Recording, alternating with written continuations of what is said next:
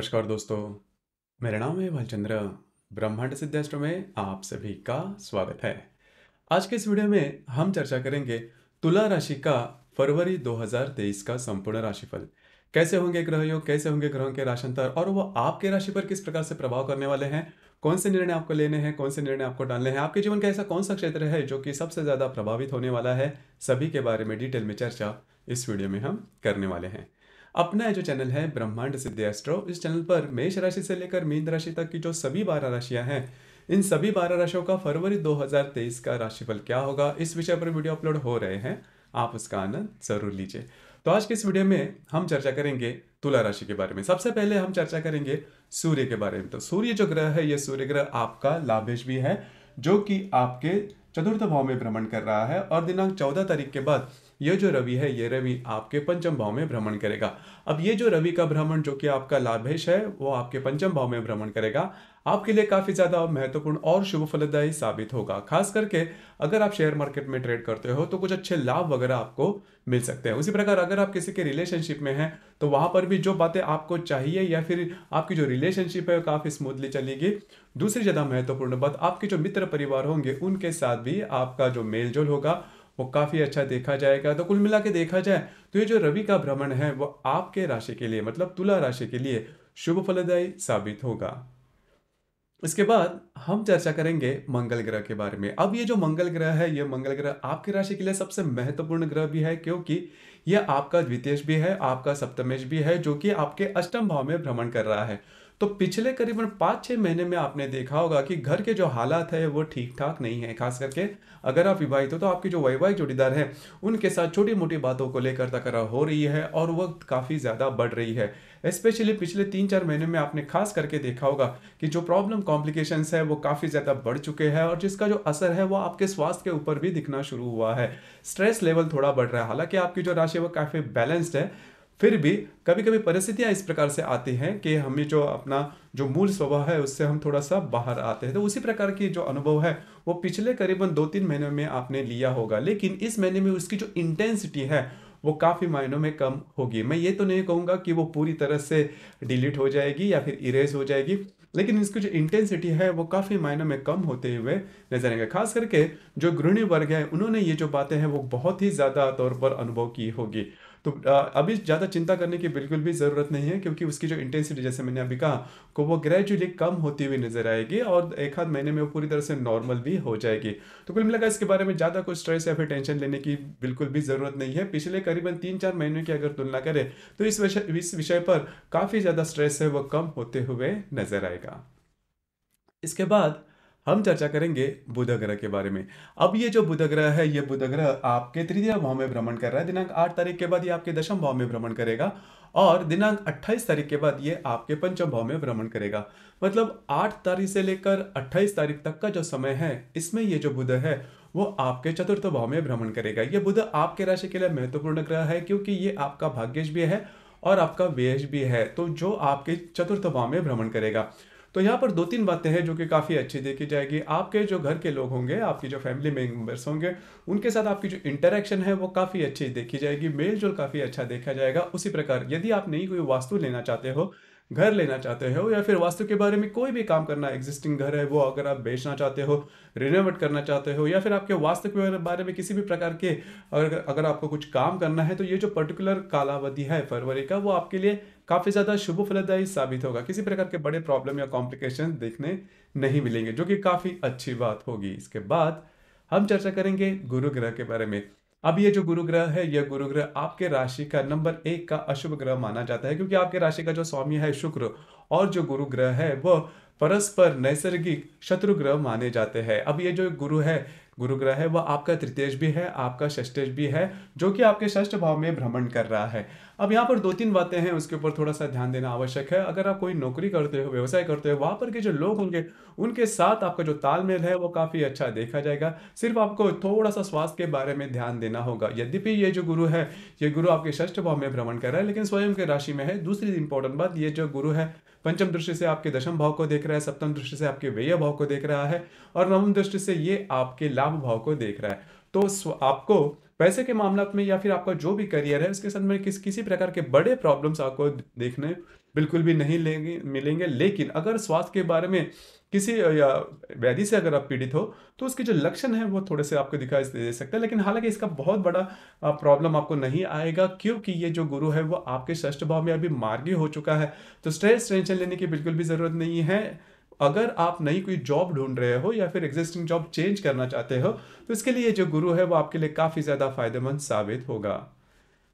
इसके बाद हम चर्चा करेंगे शुक्र ग्रह के बारे में। अब ये जो शुक्र ग्रह है वो शुक्र ग्रह आपके राशि का स्वामी भी है और आपका अष्टमेश भी है, जो कि आपके षष्ठ भाव में भ्रमण करेगा। अब यहाँ पर देखिए कि आपको स्वास्थ्य के बारे में थोड़ा ध्यान देना आवश्यक है। पहले तो ये आपके पंचम भाव में भ्रमण कर रहा था, लेकिन दिनांक 16 तारीख के बाद ये जो शुक्र है ये शुक्र आपके षष्ठ भाव में भ्रमण करेगा। तो करीबन 16-17 तारीख तक का जो समय है इसमें ये जो शुक्र है आपके पंचम भाव में भ्रमण करेगा, जो कि बहुत ही अच्छी बात होगी। पहले तो सबसे इंपॉर्टेंट बात, आप और अगर आप किसी के रिलेशनशिप में हो, आप दोनों में जो हार्मनी है वो बहुत ही अच्छी की देखी जाएगी।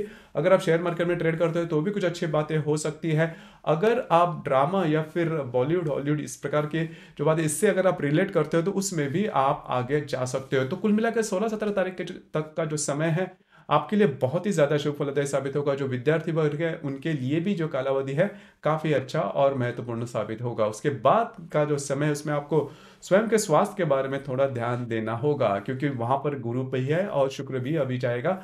लेकिन एक दो बातें हैं जो कि काफी अच्छी है। सबसे इंपॉर्टेंट बात, ये जो गुरु शुक्र आपके षष्ठ भाव में रहेंगे तो जो भी आपका काम काज का जो ये रहेगा वहां पर एरिया पर आपके जो जोड़ीदार रहेंगे उनके साथ आपकी जो हार्मनी है वो काफी अच्छी देखी जाएगी। अगर आप नई जॉब करना चाहते हो तो भी ये जो गुरु शुक्र की युति या फिर गुरु शुक्र आपके षष्ठ भाव में होंगे वो आपके लिए काफी ज्यादा शुभ फलदायी साबित होगी। लेकिन स्वास्थ्य के बारे में थोड़ा ध्यान देना आवश्यक होगा। और इस कालावधि में मतलब 16-17 तारीख के बाद का जो समय है आप आउट ऑफ द वे जाके किसी प्रकार की इन्वेस्टमेंट नहीं करना। कभी कभी होता क्या है कि हम जल्दी जल्दी में पैसा कमाना चाहते हैं और चिटफंड कंपनी में इन्वेस्ट करते हैं, तो इस प्रकार की इन्वेस्टमेंट है आउट ऑफ द वे जाके इलीगल कोई भी काम नहीं करना, फंस सकते हो। बस आपको इसी के ऊपर थोड़ा ध्यान देना आवश्यक है। उसी प्रकार शनि के बारे में अगर देखा जाए तो आपके राशि के लिए सबसे महत्वपूर्ण ग्रह, सबसे ज्यादा महत्वपूर्ण और सबसे ज्यादा शुभ फलदायी भी ग्रह है शनि, जो कि आपका चतुर्थेश है और पंचमेश भी है। केंद्र कोण स्वामी का अधिपति होने के कारण यह राजयोग कारक ग्रह कहलाता है, जो कि अब तक आपके चतुर्थ भाव में था और 18 जनवरी के बाद ये आपके पंचम भाव में भ्रमण करेगा। इसके जो सही के जो परिणाम है वो आपको मिलना शुरू हो जाएंगे।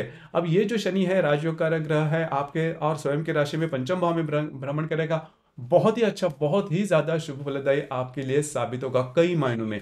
पहले तो सबसे महत्वपूर्ण बात, आपकी जो फाइनेंशियल स्टेटस होगी वो काफी अच्छी देखी जाएगी, बहुत ही अच्छी देखी जाएगी। उसी प्रकार जो तुला राशि के जो विद्यार्थी वर्ग है या फिर अन्य कोई जो कि शिक्षा ले रहे हैं एजुकेशन फील्ड में, उनके लिए भी ये जो शनि है वो बहुत ही अच्छी सौगात लाएगा, बहुत ही अच्छे परिणाम आपके लिए लाएगा। उसी प्रकार जो गर्भ धारण करने वाली महिला है उनके लिए भी ये जो शनि का भ्रमण है वो बहुत ही अच्छा और शुभ फलदायी साबित होगा। अगर आप किसी के रिलेशनशिप में हैं, लॉन्ग टर्म में आपको किसी भी प्रकार के प्रॉब्लम कॉम्प्लिकेशन बिल्कुल भी देखने नहीं मिलेंगे। तो कुल मिला के देखा जाए तो ये जो शनि का भ्रमण आपके पंचम भाव में होगा वो आपके लिए बहुत ही ज्यादा शुभ फलदायी साबित होगा।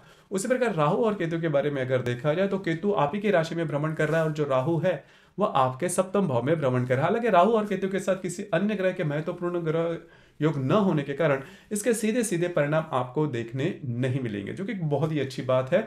उसी प्रकार मोटे तौर पर अगर देखा जाए तो आपने देखा होगा कि करीबन बहुत सारे ग्रह जो है वो आपके पंचम भाव में भ्रमण कर रहे हैं और षष्ठ भाव में। तो मोटे तौर पर अगर देखा जाए तो ये जो संपूर्ण महीना है वो आपके लिए काफी ज्यादा महत्वपूर्ण और शुभ फलदायी साबित होगा। सिर्फ आपको एक ही बात है कि आपको स्वयं के स्वास्थ्य के बारे में थोड़ा ध्यान देना होगा और जो भी आपके वैवाहिक जोड़ीदार के साथ जो भी रिलेशन है वो थोड़े आपको मेंटेन करने होंगे।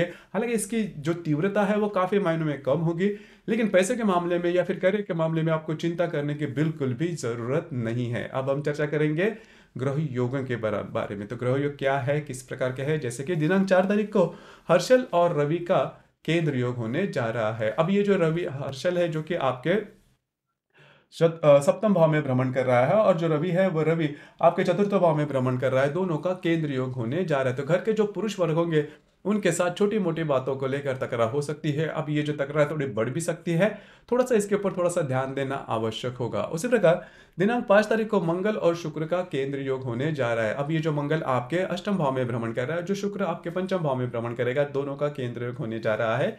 तो अगर आप और आपके जो वैवाहिक जोड़ीदार है इनमें छोटी मोटी बातों को लेकर प्रॉब्लम कॉम्प्लिकेशन हो रहे हैं और उसी प्रकार की जो बातें हैं बहुत ज़्यादा नहीं, लेकिन इस प्रकार के कुछ अनुभव आपको दिनांक 5 तारीख को आ सकते हैं। इसके पहले भी आपने देखा होगा कि काफ़ी ज़्यादा स्ट्रेस टेंशन आप दोनों में बन रहा है, लेकिन ये जो बातें हैं वो धीरे धीरे कम होती हुई नजर आएंगे। उसी प्रकार दिनांक 16 तारीख को रवि और शनि की युति होने जा रही है आपके पंचम भाव में। अब ये जो रवि, मैंने जैसे कहा कि आपका लाभेश है, और जो शनि है चतुर्थेश पंचमेश, इन दोनों की जो युति है रवि शनि की आपके पंचम भाव में होने जा रही है।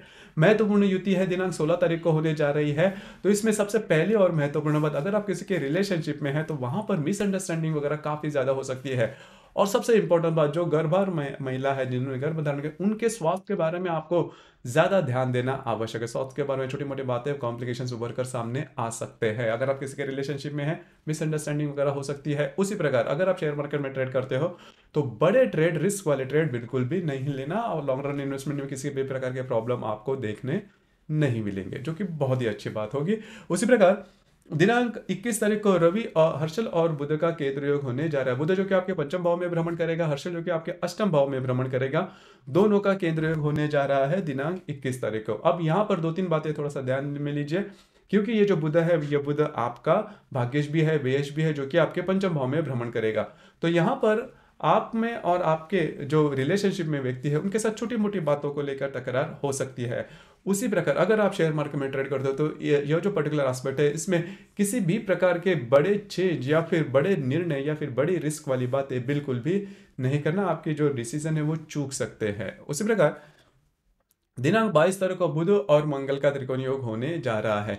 अब ये जो बुध है जो कि आपके अष्टम भाव में, जो मंगल है आपके अष्टम भाव में भ्रमण कर रहा है, और जो बुध आपके चतुर्थ भाव में भ्रमण करेगा, इन दोनों का जो त्रिकोण योग है वो होने जा रहा है। अब ये जो त्रिकोण योग है वो आपके लिए काफी ज्यादा महत्वपूर्ण और शुभ फलदायी साबित होगा। जैसे कि मंगल जो है वो आपका द्वितीयेश है, सप्तमेश है, और जो बुध है वो आपका भाग्येश और व्ययेश है। तो दोनों का जो त्रिकोण योग होगा वो आपको पैसों के मामले में, फाइनेंस के मामले में कई प्रकार की बड़ी अच्छी बातें, शुभ फलदायी बातें हैं वो दे सकता है। तो कुल मिला के देखा जाए तो इस संपूर्ण महीने का अगर निचोड़ निकाला जाए तो सिर्फ और सिर्फ आपको स्वयं के स्वास्थ्य के बारे में थोड़ा ध्यान देना आवश्यक होगा। और जो भी आपका कार्य क्षेत्र है या फिर आपकी जो इनकम रहेगी, पैसे रहेंगे, फाइनेंशियल स्टेटस रहेंगे, इसके बारे में बिल्कुल भी चिंता करने की जरूरत नहीं है। इवन इफ अगर आप किसी के रिलेशनशिप में हैं तो वहां पर भी जो बातें हैं वो काफी स्मूथ चलेगी। तो कुल मिला के देखा जाए तो ये जो संपूर्ण महीना है वो आपके लिए शुभ फलदायी साबित होगा। तो दोस्तों ये था तुला राशि का फरवरी 2023 का संपूर्ण राशिफल। आपको ये राशिफल कैसे लगा, आपने किस प्रकार से अनुभव किया, नीचे कमेंट बॉक्स में जरूर कमेंट करना। और अपना जो चैनल है ब्रह्मांड सिद्धि एस्ट्रो, इसे भी लाइक, शेयर और सब्सक्राइब जरूर करना। धन्यवाद।